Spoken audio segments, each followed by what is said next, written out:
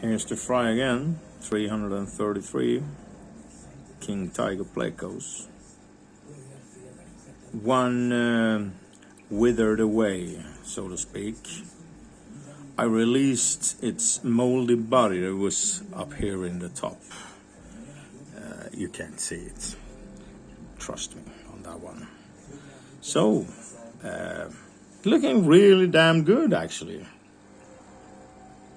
And I have set up over here. So,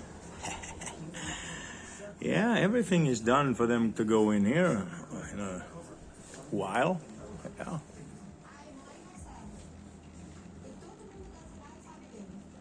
I think this will be absolutely perfect.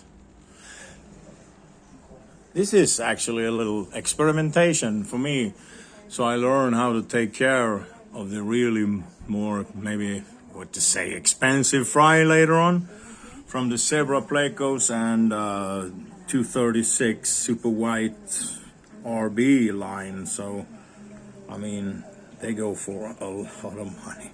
You're not kidding. These ones are not even coffee money if you compare. But I am comparing. I have fish I like to watch.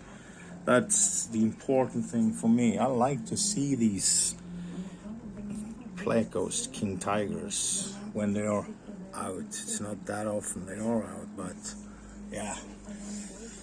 Well, that's gonna be another day. I'm gonna change a lot in this aquarium soon, so yeah. Well, I just wanted to show these ones, you know, they are pretty cute actually. Yeah, focus, there we go. They're nice. It started to get a little coloring, so yeah. Bye-bye.